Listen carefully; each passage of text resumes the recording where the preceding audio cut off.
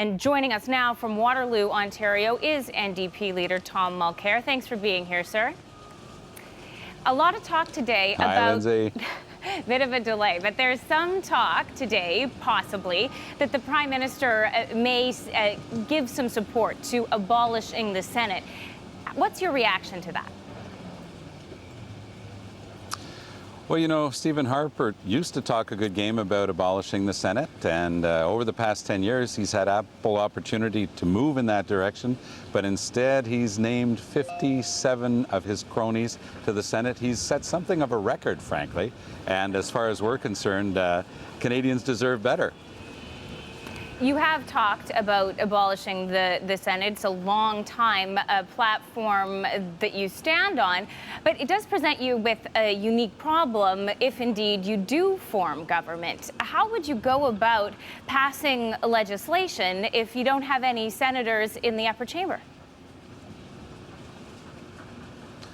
Well, we're counting on the fact that that Senate will understand that a new NDP government has a mandate from the public. It's a democracy. Senators are appointed, they're not elected, and actually worse than that, Stephen Harper has a horrible tendency to take people who have been defeated and name them, and in some cases rename them to the Senate. So he's taken his appointed senators, he runs them in elections. When they get defeated again, he reappoints them to the Senate. They have no legitimacy whatsoever to make laws. They have even less authority to unmake the laws of the House of Commons, and yet that's precisely what they've done. You remember Jack Layton's climate change bill, crucial piece of legislation for Canada. First time in 75 years that senators had the temerity to reverse legislation that had been duly enacted by the House of Commons. But there would be really nothing preventing senators from doing that to any legislation you'd propose, though, right? Well, of course, that's the whole problem, isn't it? It's undemocratic, it's unresponsive, it's answerable to no one. You know, they don't have to render accounts to anyone. And now 30 of them are facing RCMP accusations and investigations. So frankly, Canadians do deserve better. I don't think for one second that those senators would dare frustrate the will of the Canadian voting public. But who knows? And if that's the case, maybe it'll just reinforce the view that it's high time we got rid of the Senate. Looking at the polls, and I want to bring up specifically the numbers in Ontario. These are from just before your trip there. We see that the Conservatives are still ahead, particularly in Ontario with this poll average. Liberals are second, the NDP with 29.2%. This was before you started your tour, and I'm wondering, how is it going? How are you able to take some of that momentum you may be feeling in other parts of the country and translate it to audiences in Ontario? Well, I've been thrilled at the reaction we've been getting as we travel across southern Ontario. Concrete proposals that we've been putting on the table for over a year, Lyndsay, things like $15 a day quality childcare. Here in Waterloo, families are paying $14,000 a year per child for childcare. That's simply unaffordable. And now what's fun for us is we're getting a lot of support from boards of trade, chambers of commerce, who realize not only is it good for families, it's also a very good thing for the economy. So that's the type of idea the NDP's been putting on the table. We also have called upon Stephen Harper to protect our supply management system. Farming families are very worried, especially in dairy and in poultry and in egg farming. They're very worried about that, and Mr. Harper has not shown any willingness to protect that in the current TPP negotiations with our Pacific partners. So we're going to continue to call him to account, as we've done since we arrived. But for the first time in Canadian history, there's going to be a real choice in this election. A progressive, forward-looking NDP government with clear ideas and a great team, or going back to one of the old-time parties. I know which one the Canadians I've been talking to prefer. You know, one of the challenges, though, for the NDP is to try to convince folks, particularly in Ontario, that this isn't a party of taxing and spending. You want to give the impression of being responsible spenders. The situation today, this week, with all of the economic news we've been hearing, headed into a recession, how are you planning to adjust your platform for these changing and diminishing economic realities?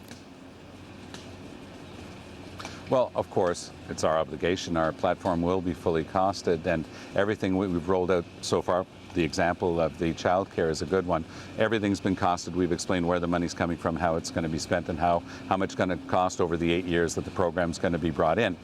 But beyond that, of course, we don't have the same priorities as Stephen Harper. I've been a cabinet minister. I know what it is to sit around the cabinet table and have that tough decision-making exercise to set your priorities. And that's what we're doing. We're talking to Canadians straight up. We're saying, why would you retire at 67? Who decided that other than Stephen Harper? He didn't even mention that to Canadians in the last campaign. So we're saying we're going to bring that back to 65, eminently sustainable. You're right, though. The bad news this week from the Parliamentary Budget Officer was that Stephen Harper wasn't telling the truth when he said he had a balanced budget. So it'll make it a bit tougher. But over the life of our promises, and I gave you the example of childcare, which is ramped up over 8 years, we'll be able to balance the budget. And by the way, if Canadians are interested in looking at it, there's a study that was done, and it's on our website. They've taken it down from theirs for some reason, but the Finance Department did a lovely study that showed that the party with the best record for balanced budgets is in fact the NDP. We've been in power in 6 provinces and 1 territory, and now we're looking for the first time in our history to form a progressive, forward-looking NDP government in Ottawa. But still, some of those other provincial governments have had to make tough choices. What would you keep and what would you let go if you simply didn't have the money to pay for it all? Well, you're right. Governing is about choices, and it's about priorities. We're explaining to Canadians what our priorities are: $15 a day childcare, a $15 an hour federal minimum wage. We don't accept that someone who works full-time should have to live in poverty, and there's no federal minimum wage under Stephen Harper. We're going to bring one back, and it'll apply in areas of federal jurisdiction, and we sincerely hope it'll be a model and leadership for the provinces to follow. And we're going to make sure we bring the retirement age back. So we've been bringing in these ideas across the country, and people are reacting well to them. We'll become a champion for manufacturing here in southwestern Ontario. On Stephen Harper's watch, we've lost 400,000 well-paid manufacturing jobs. There are 200,000 more Canadians without work today than when the recession hit in 2008. Stephen Harper's plan is not working. We have a different view of how we can accomplish things together. We have positive views of what we can accomplish as a society. The number one goal that I have as a social democrat is to reduce inequality in our society and create opportunity. We believe in a positive role for the government in doing that. Mr. Harper doesn't. We've seen the results of his plan. As I say, his plan's not working. There's been lots of talk about a coalition, possibly with the Liberals, something that Justin Trudeau is rejecting. But what about another possibility? Is there any chance that, should the numbers shake down that way, you'd look at a coalition with the Conservatives? Maybe you and Stephen Harper could get together and abolish the Senate? Well, as you know, there's no common view between the Conservatives and ourselves. So that's, of course, a non-starter. We have, in the past, proven that we're able to work with other parties. When Paul Martin asked Jack Layton to support his budget, Jack said, okay, well, instead of giving $4.5 billion in tax breaks to Canada's richest corporations, let's have a better balanced budget, take that money and divide it up on 3 topics: $1.5 billion for transit, $1.5 billion for social housing, and $1.5 billion for post-secondary education. That was a better balanced budget, and we supported it. We have that history. We tried with the Liberals in 2008. We were willing to make Stéphane Dion the Prime Minister of Canada because we knew what kind of damage Stephen Harper could cause. Now my job is to defeat and replace Stephen Harper and try to repair the damage that he's done. Every time we've opened up that possibility with the Liberals, they shut the door on it, as they did again yesterday. We're going to continue our hard work. We're going to look for a majority NDP mandate to give Canada a government that represents our values, that we can be proud of at home and on the world stage.